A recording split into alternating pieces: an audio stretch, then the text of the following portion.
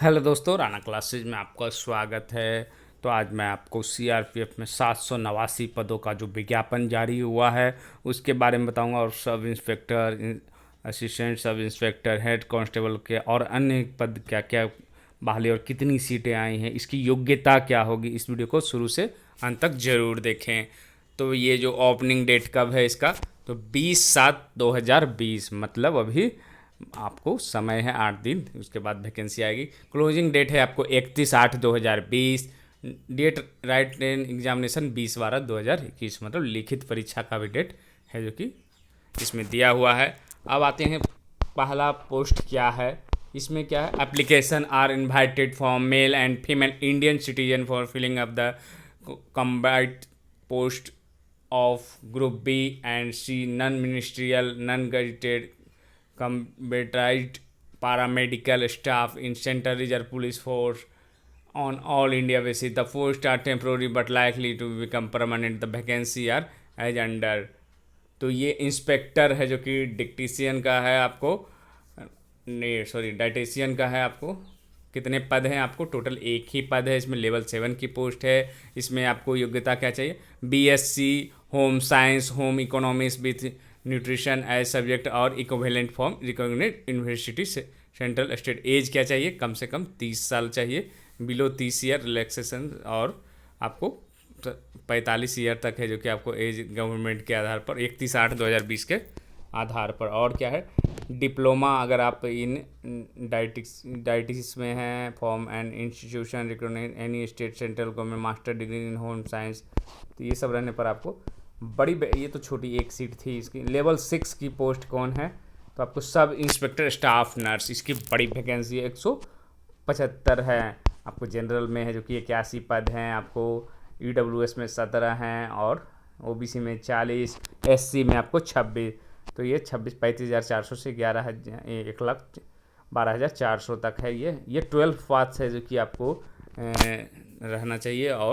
और क्या क्या चाहिए आपको, 3.5 years course in diploma in general nursing and midwifery form a recognise board council, registered as nurse and midwife with central nursing council या staff nursing council.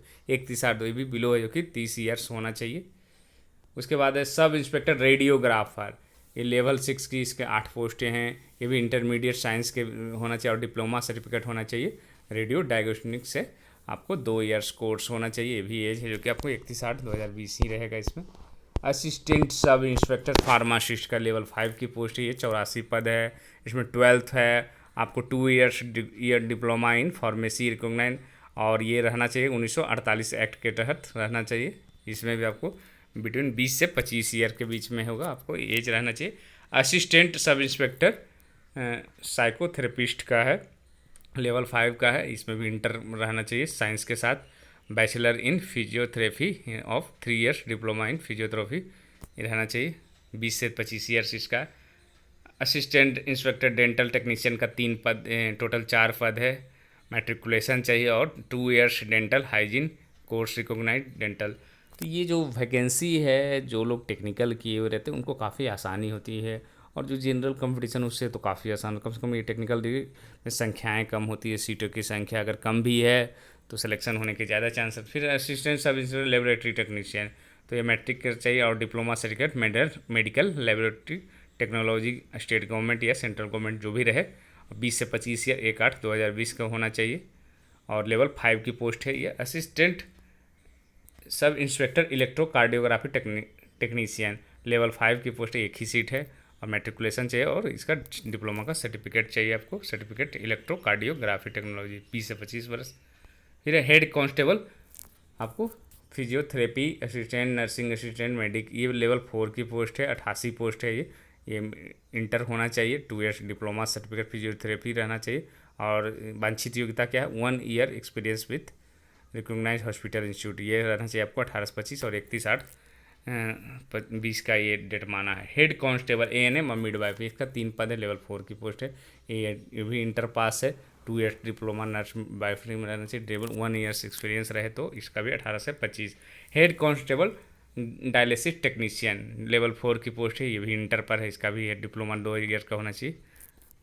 उसी तरह head constable junior X ray assistant, इसका matriculation चाहिए और diploma 2 years का होना चाहिए। 84 post, ये भी बड़ी पोस्ट है, 20 से 25 वर्ष एज होना चाहिए।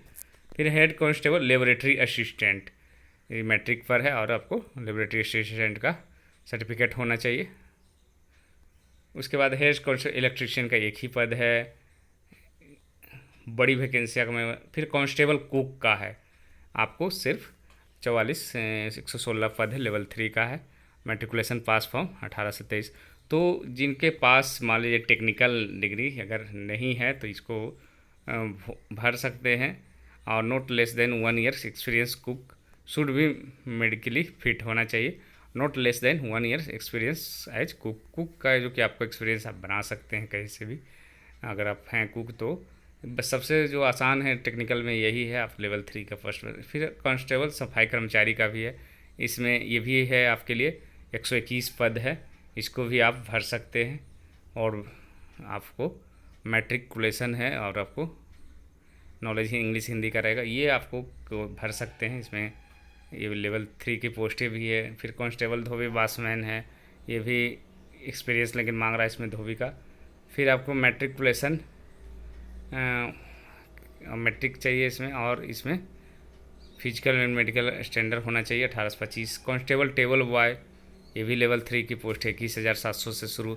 मतलब लेवल 3 एक तरह से कह सकते हैं कि ज़्यादा ख़राब नहीं ग्रुप डी का, क्योंकि लेवल 1 होता है तो ये उतना ख़राब नहीं है। हेड कांस्टेबल वेटनरी का इसमें लेवल 4 है, इसमें आपको डिग्री डिप्लोमा सर्टिफिकेट चाहिए इसमें। फिर और क्या, हेड कांस्टेबल रेडियोग्राफर है, लैब टेक्नीशियन का एक पोस्ट है। तो ये आपके योग्यता हो गया।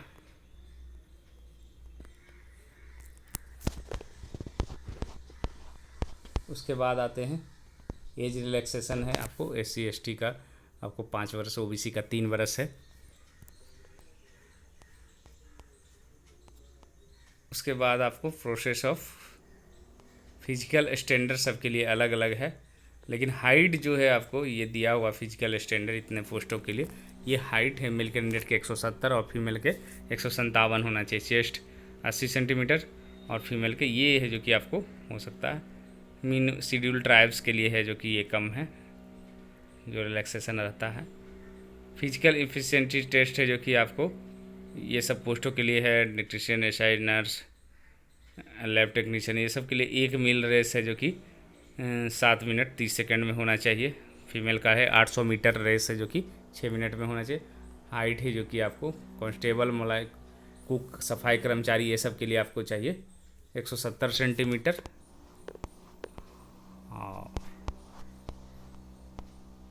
और इसके लिए भी है जो कि आपको कुक, सफाई कर्मचारी, वाशरमैन, टेबल बॉय, ये सब के लिए आपको 1 मील है जो कि आपको 1.6 किलोमीटर 10 मिनट में, और फीमेल के लिए 12 मिनट में होना चाहिए।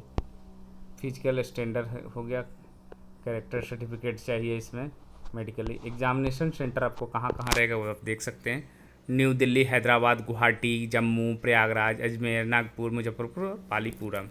एग्जामिनेशन फ़ीस कितना लगेगा आपको, 100 रुपये लगेगा आपको, लेकिन सभी के लिए, जनरल के लिए है 200 के लिए, और बाकी सब 100 रुपये लगेगा। और SC ST को फीस नहीं लगेगा। ये डेट तो आपको बताया ही।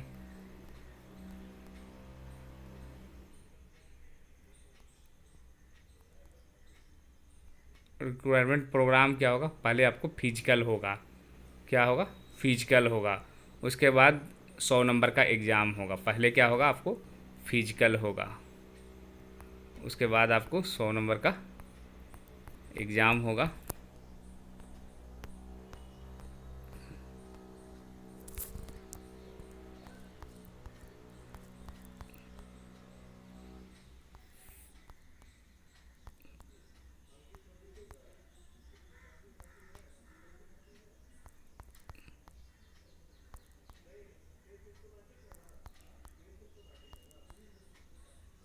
हाउ टू अप्लाई के बाद हो गया आपको, मैं यही बताना चाह रहा था कि स्टेज 1 में क्या होगा, फिजिकल होगा आपको।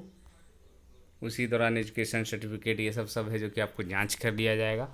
उसके बाद PET के बाद स्टेज 2 में रिटेन एग्जामिनेशन होगा, आपको 100 नंबर का होगा।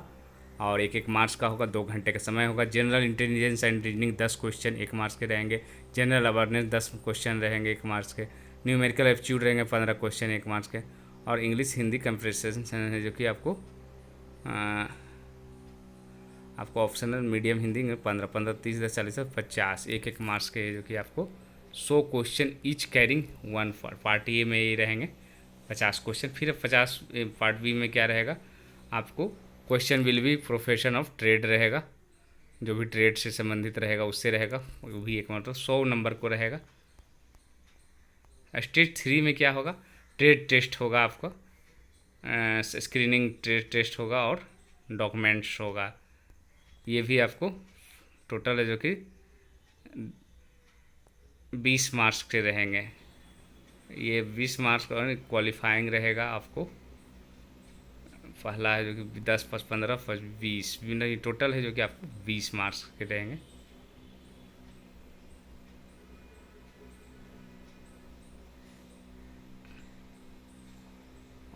और भी प्रोसेस है जिसको आप स्टेज 4 में क्या हो जाएगा, आपको एलिजिबल विल भी मेडिकल एग्जाम होगा, उसका मेडिकली गाइडलाइंस जो रहेगा उसके अनुसार होगा।